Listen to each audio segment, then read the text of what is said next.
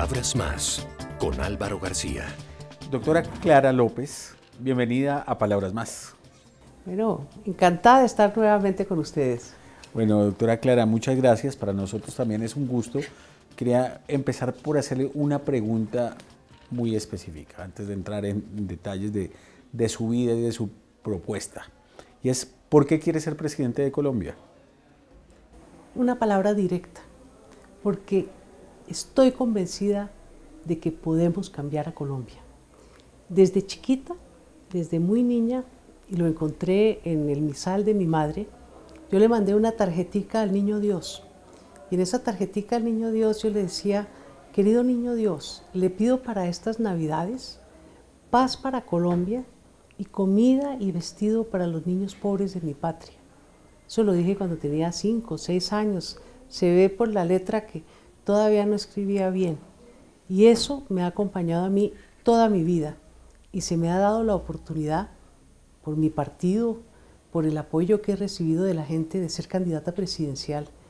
Y tengo esa gran oportunidad de cambiar a Colombia, de traerle paz a mi patria, comida y vestido a todos los niños pobres de mi patria. ¿Por qué no reelegir a Juan Manuel Santos?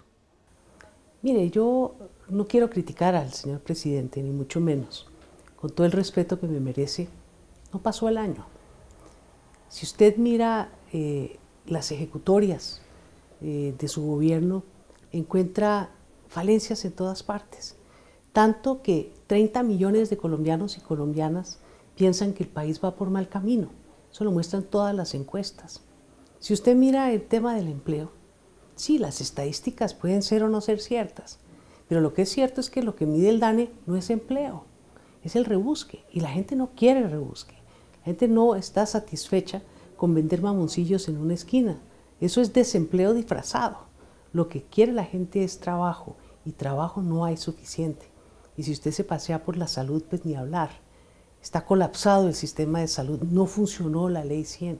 Hay que hacerle un reemplazo absoluto para poder garantizar el derecho que en mala hora mercantilizaron. En eso tampoco ha habido avances. ¿Y qué decir de la educación? No fueron capaces ni siquiera de presentar la reforma de la Ley 30, que tiene congelados los presupuestos de las universidades públicas. Y si usted hace uno por uno los balances, usted va a descubrir que hay una enorme distancia entre lo que prometió el presidente y sus ejecutorias. Y ahora nos está diciendo que le demos otros 4 años para cumplir la plana, para cumplir la tarea. Me parece que hay que oír a la gente. Y la gente está diciendo que no quiere la reelección del presidente Juan Manuel Santos. Doctora Clara, ahora hablaba usted de su infancia y de ese recuerdo que tiene, lo que escribió de su deseo siendo una niña. Háblenos de su casa, de su hogar, de su papá y de su mamá, y de lo que puede tener que ver en la vida de una persona crecer o ser educada de una manera específica. Yo creo que yo soy una persona muy afortunada. Vengo de lo que se llama un hogar de buenas costumbres. Desde muy chiquita rodeada del cariño, del amor de mis padres y también de mis hermanos. Y educados de una manera muy inteligente. En mi casa, por ejemplo, no recuerdo jamás que hubiera reglas, que hubiera órdenes, que hubiera gritos, que hubiera actitudes autoritarias. Todo era conversado. Yo recuerdo que yo me sentaba a desayunar todos los días con mi papá. Él era grande, leía periódico y yo le señalaba en el periódico las palabras antes de que pudiera yo pronunciarlas.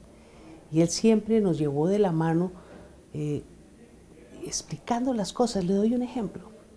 Un día yo era como atrevida y me puse a echar un chiste flojo sobre un tema religioso. Y mis hermanos me celebraron y vi que mi papá hizo una cara seria, pero no le paré mucha atención. Al rato me llamó y me dijo: oye, Clarita, ven y conversamos.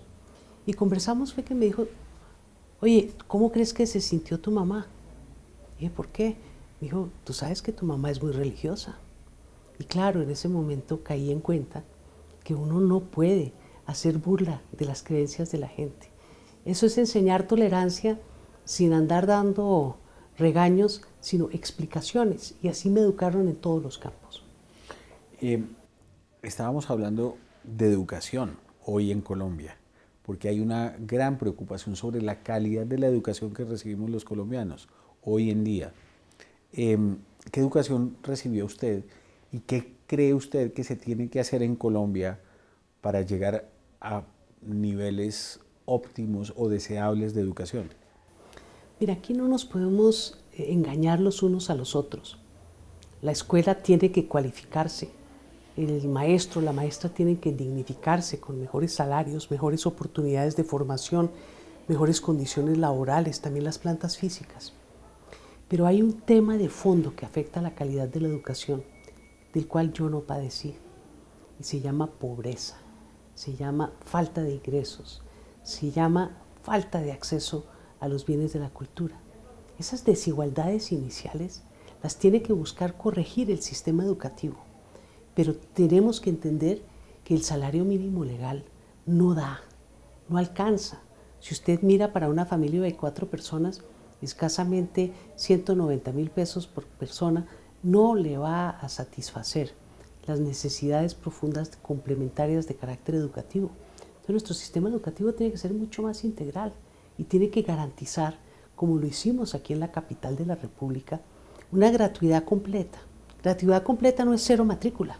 Gratuidad completa es el almuerzo escolar. Gratuidad completa es salud al colegio, la garantía de atención primaria, de atención preventiva en salud en las aulas, que le pongan los anteojos al joven, sino cómo va a suplir esas grandes diferencias.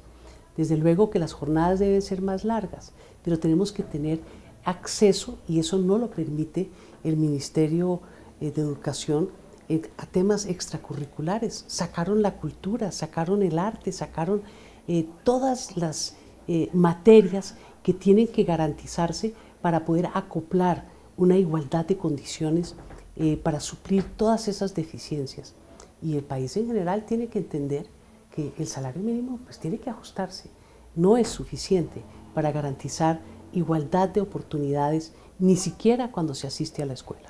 O sea que para arrancar a mejorar el nivel de la educación hay que arrancar más abajo, ¿cree usted? Por, digamos, la solución de esos problemas estructurales. Sin lugar a dudas. Y lo mismo con la salud. Es que son temas que están entrelazados y son de carácter integral. El tema de la desigualdad es un tema que esta sociedad va a tener que abocar y de manera profunda, porque se habla mucho que vamos a hacer tal cosa, que vamos a hacer tal otra cosa, y yo a veces digo, pero ¿por qué? ¿Qué va a hacer el elector el día de las elecciones? Si todos los candidatos dicen salud, dicen educación, dicen trabajo, dicen empleo. Yo creo que hay que ir más a fondo. ¿Cuáles tienen la voluntad política, verdad, de hacer lo que se necesita para poner esos temas en la prioridad nacional? Y yo creo que tenemos mucho más autoridad moral para hablar de eso, quienes lo hemos hecho en los pocos espacios de gobierno que hemos tenido, llegando a la gratuidad hasta el grado 11, por ejemplo, como se hizo aquí en Bogotá. Ya se graduó la primera promoción de bachilleres gratuitos el año pasado. Eso es algo histórico. Cursaron todos sus 11 años de manera absolutamente gratuita, no solo cero matrículas, sino con el complemento que yo le hablo de carácter integral. Y eso muestra que hay una voluntad política de construir igualdad social desde el gobierno, que uno está pendiente de entender que en las familias hace falta el alimento. En muchos hogares el niño se acuesta sin comer. Todo eso se tiene que suplir en el sistema educativo para empezar a aruñar la igualdad de oportunidades, que es un mandato de la vida en sociedad y desde luego es un mandato de nuestra Constitución. Doctora Clara, usted estudia economía en los Estados Unidos, en Harvard. ¿Cómo fue esa experiencia? ¿Cómo se vivió en ese momento las inquietudes políticas de los estudiantes? ¿Cómo veía usted desde allá lo que pasaba en Colombia y cómo la marcó esa experiencia hacia adelante? Bueno, definitivamente mi experiencia educativa en Harvard fue una experiencia que uno no tiene cómo describirla, porque no es solamente el aula o los laboratorios o las bibliotecas o los excelentes profesores. Es que con cualquier alumno que usted se sentaba, podía tener una discusión y uno se sentía muy original planteando algún tema y el compañero ya lo había pensado y lo había superado. Es un ambiente de verdadera excelencia. Y desde luego tuve profesores extraordinarios. Por ejemplo, mi director de tesis fue Albert Hirschman. Albert Hirschman había estado en Colombia. Él vino con la famosa misión Curry del Banco Mundial en los años 50. Vivió muchos años en Colombia y fue uno de los padres de la economía del desarrollo. Incluso uno siempre se preguntó por qué no se ganó el Premio Nobel de Economía. Era un hombre verdaderamente extraordinario. Y con él yo tenía las discusiones sobre los temas profundos del desarrollo en Colombia. Entonces mantenía una discusión académica con un profesor que además tenía muchos contactos con Colombia durante todo mi proceso de formación. Y él fue el que me interesó, por ejemplo, en los temas de la reforma agraria. Yo hice mi tesis sobre la reforma agraria en Colombia y en esa tesis de grado se pueden ver algunos elementos que posteriormente hicieron parte de esa nueva ola de la economía que se llamó la economía no institucional. Yo me preguntaba en mi tesis, ¿y cómo van a hacer reforma agraria en Colombia? Si el Instituto de Reforma Agraria, el INCORA, tiene en su junta directiva a los grandes terratenientes, o sea, a los representantes de la SAC y de FEDEGAN, a la Iglesia Católica, y solamente un representante de los campesinos. Esos son temas que he llevado siempre, que he trabajado siempre y que hoy, cuando uno mira el proceso de paz, dice, Colombia le quedó debiendo a esta sociedad una reforma agraria, porque lo que se ha hecho aquí de violencia en los campos tiene que ver con que no fuimos capaces como sociedad, como clase gobernante de este país, de hacer lo que hicieron todos los países civilizados, una reforma agraria que fue la que impulsó la industrialización en todos los países del mundo, incluyendo los Estados Unidos. Si usted mira ese diagnóstico que hizo en su tesis de grado y lo pone hoy sobre la realidad colombiana, hablemos por ejemplo de la política desarrollada desde el Estado a través del Ministerio de Agricultura, ¿qué similitudes encuentra? ¿Qué ha cambiado? ¿Y qué cambiaría usted si fuera presidente de Colombia? Bueno, definitivamente ha cambiado muchísimo, porque de todas maneras, en la época que existía el INCORA, había toda una institucionalidad dirigida al campo, había política estatal que buscaba, incluso como lo decía el plan de desarrollo de Alfonso López Michelsen, cerrar la brecha entre el campo y la ciudad. Pero todo eso se vino abajo, de manera paradójica con la Constitución del 91 que instauró la Carta de Derechos. Se instauró también esa ola privatizadora y de libre mercado que se llevó a extremos en nuestra sociedad, desconociendo la gran experiencia en desarrollo de conceptualización y de teorización económica propiamente nuestra, criolla, de nuestro propio modelo de desarrollo. Se desechó y se trajo el modelo del consenso de Washington. Entonces cerraron todas las instituciones que sirvieron al campo y las que no cerraron prácticamente las privatizaron o las convirtieron como empresas privadas sin atención a una política de apoyo rural. Entonces se acabó el IDEMA y hoy en día ¿qué están pidiendo los campesinos? Pues precios de sustentación para que tengan garantía que su cosecha se va a comprar al precio de costo más la ganancia necesaria para poder seguir en el negocio. Se acabó el instituto, el ICA. Usted se recuerda que pues hoy existe Corpoica, pero eso hoy en día está dedicado a hacer investigaciones que le interesan al sector privado. Pero en esa época el ICA era uno de los institutos científicos más apreciados de todo el continente americano por la manera como investigaba semillas autóctonas, métodos de la economía campesina y hacía extensión agrícola y asistencia técnica. La Caja Agraria, pues usted recordará, la Caja Agraria era el banco de todos los municipios del país.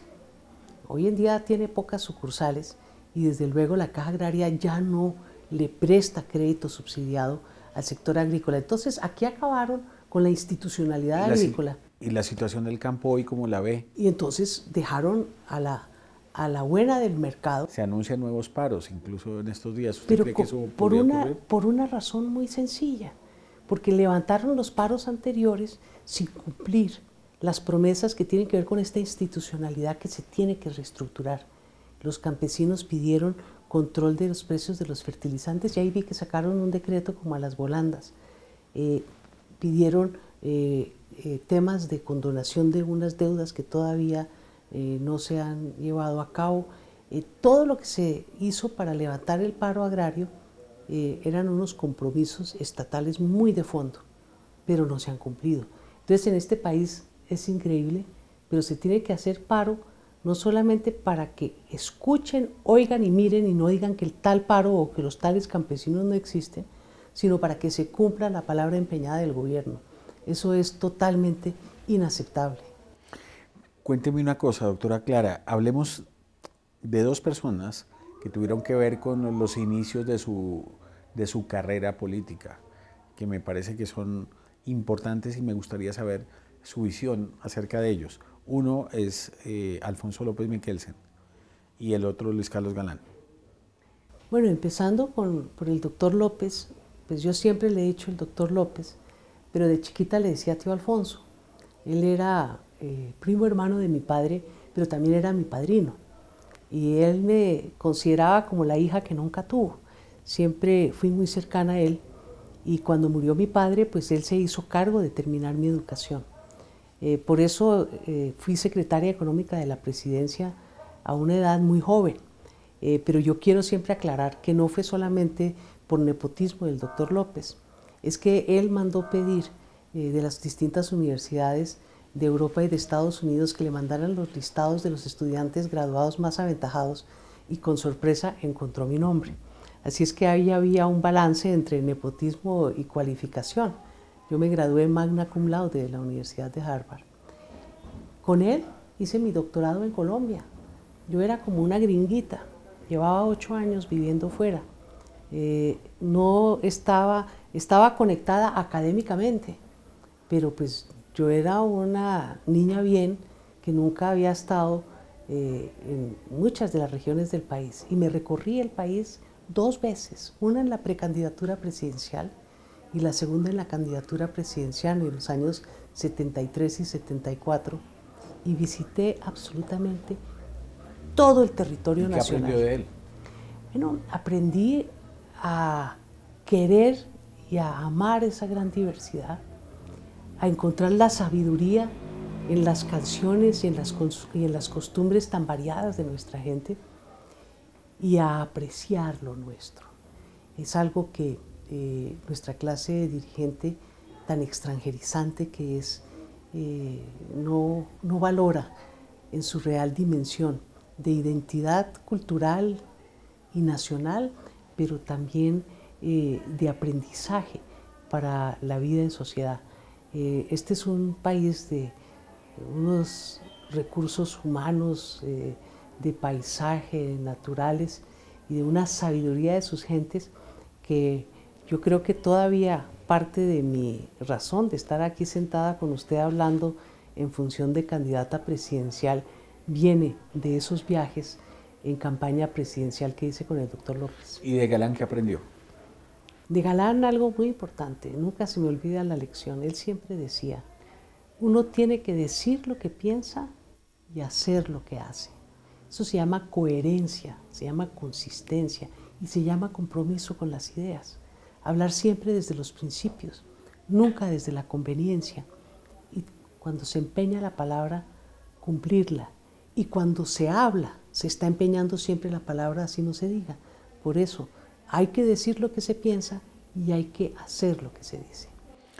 ¿Y por qué finalmente se da su aterrizaje ideológico en la izquierda? Pues yo como siempre he tenido las mismas posiciones. Tengo que decirle que eso aquí es de izquierda, pero en el resto del mundo es la manera lógica de pensar cuando uno es miembro de una sociedad. Yo hice una gira por todas las universidades norteamericanas precisamente después de haber salido de candidata de la Unión Patriótica a la alcaldía de Bogotá en la primera elección popular de alcaldes. Y yo aquí me sentía muy estigmatizada. La gente me señalaba mucho. Incluso se referían a mí en términos soeces y me tenían de extremista. Y yo fui a hablar de los distintos temas nacionales, internacionales, en las distintas universidades de Estados Unidos y me encontré hablando como estamos hablando usted y yo aquí. Así es que yo soy una persona de una profunda estructura liberal, no en el sentido partidario de la palabra, sino en el sentido filosófico de la palabra. Y como tal, siempre he militado en lo que aquí se considera la izquierda liberal, el nuevo liberalismo. Fui candidata de la Unión Patriótica a la alcaldía de Bogotá y ahora estoy en el Polo Democrático Alternativo a mucho honor y a mucho orgullo. Bueno, le invito a que hagamos una pausa para venir a hablar de sus propuestas y de la coyuntura política colombiana.